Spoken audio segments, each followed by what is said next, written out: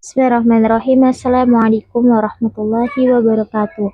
Perkenalkan, saya Elmarisya Fitri dari Prodi PG PAUD semester 5.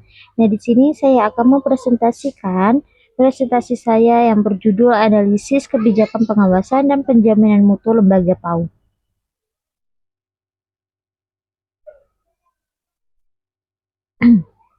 Pendahuluan, pendidikan anak usia dini merupakan tahapan pendidikan yang sangat penting dalam membangun fondasi kepribadian, kecerdasan, dan karakter anak. Masa usia dini yang mencakup rentang usia 0-6 tahun disebut sebagai masa keemasan atau golden age. Karena pada periode ini seluruh aspek perkembangan anak, baik fisik, kognitif, bahasa, sosial, emosional, maupun spiritual, mengalami pertumbuhan yang sangat pesat.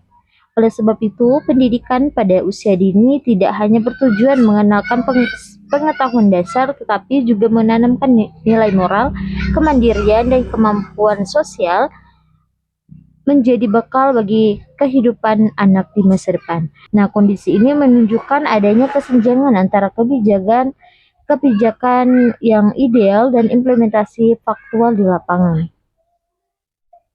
Oleh karena itu, diperlukan analisis mendalam terhadap kebijakan pengawasan dan penjaminan mutu PAUD untuk menilai sejauh mana kebijakan tersebut mampu meningkatkan kualitas layanan pendidikan anak usia dini di Indonesia. Landasan hukum dan teoristis kebijakan pengawasan PAUD. Landasan hukum. Kebijakan pengawasan dan penjaminan mutu lembaga pendidikan anak usia dini memiliki dasar hukum yang kuat dalam sistem pendidikan nasional. Landasan utamanya adalah Undang-Undang Nomor 20 Tahun 2003 tentang Sistem Pendidikan Nasional yang menegaskan bahwa pengendalian mutu pendidikan bertujuan menjamin pemerataan mutu dan efisien penyelenggaraan pendidikan. Pengawasan penjaminan mutu dilakukan untuk memastikan setiap lembaga pendidikan memenuhi standar nasional yang berlaku. Yang kedua adalah landasan teoristis. Secara teoristis, kebijakan pengawasan dan penjaminan mutu PAUD berakar pada teori manajemen pendidik dan pengendalian mutu.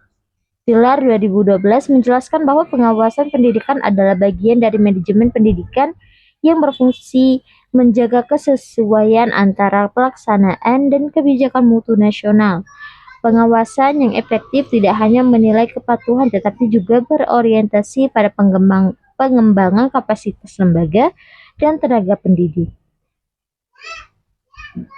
Nah, dengan demikian, landasan teoristis kebijakan pengawasan PAUD berpijak pada paradigma pembinaan kolaboratif, berbasis data, dan berorientasi pada peningkatan mutu berkelanjutan guna mewujudkan pendidikan anak usia dini yang bermutu, inklusif, dan berkeadilan. Ini adalah landasan hukum teoristis kebijakan pengawasan PAUD, konsep dan implementasi penjaminan mutu lembaga PAUD. Penjaminan mutu pendidikan merupakan sistem yang bertujuan memastikan seluruh proses pendidik berjalan sesuai dengan standar yang ditetapkan, serta mendorong perbaikan berkelanjutan. Dalam konsep pendidikan anak usia dini, penjaminan mutu berperan penting karena menyangkut pembentukan dasar kepribadian dan kecerdasan anak pada masa pertumbuhan awal. Oleh sebab itu, mutu PAUD tidak hanya diukur dari hasil belajar anak, tetapi juga dari proses, lingkungan, tenaga pendidik, dan manajemen lembaga. Secara keseluruhan, penjaminan mutu lembaga PAUD merupakan upaya kolaboratif antara pemerintah, lembaga pendidikan, dan masyarakat untuk memastikan layanan pendidikan anak usia dini yang bermutu, inklusif, dan berkelanjutan. D. Ada tantangan dalam implementasi pengawasan dan jaminan mutu. Meskipun kebijakan pengawasan dan penjaminan mutu lembaga PAUD anak usia dini telah memiliki dasar hukum dan sistem yang jelas, implementasinya di lapangan masih menghadapi berbagai tantangan. Hambatan tersebut mencakup aspek sumber daya manusia, kebijakan, pendanaan, serta budaya mutu yang belum sepenuhnya terbentuk. Tantangan ini menunjukkan adanya kesenjangan antara kebijakan yang ideal dan praktik di lapangan. Yang pertama, ada keterbatasan jumlah dan kompetensi pemilik atau pengawas PAUD. menjadi masalah utama. Jumlah lembaga PAUD yang terus meningkat tidak sebanding dengan ketersediaan tenaga pengawas profesional sehingga proses pembinaan dan monitoring belum berjalan optimal. Yang kedua rendahnya kapasitas manajerial kepala PAUD dan lembaga pendidik juga menjadi kendala signifikan. Yang ketiga, ada dukungan pendanaan yang terbatas, seringkali menghambat pelaksanaan program mutu dan kegiatan pembinaan. Yang ada strategi kebijakan dan pengawasan penjaminan mutu. Upaya pengawasan dan penjaminan mutu lembaga pendidikan anak usia dini perlu diperkuat melalui strategi dan berorientasi pada pembinaan kolaboratif dan peningkatan kapasitas. Yang pertama ada penguatan kapasitas pemilik dan pengawasan PAUD menjadi langkah utama. Yang kedua, peningkatan kompetensi kepala PAUD dan tenaga pendidik juga krusial. Kepala PAUD berperan sebagai pemimpin mutu yang harus mampu merancang, melaksanakan, dan mengevaluasi program penjaminan mutu di lembaganya.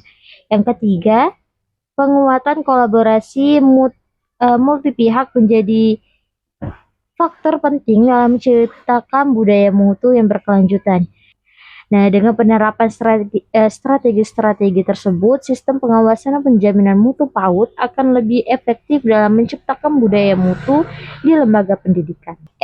Yang terakhir ada kesimpulan, kebijakan pengawasan dan penjaminan mutu lembaga PAUD merupakan pilar penting dalam upaya meningkatkan kualitas layanan pendidikan anak usia dini di Indonesia.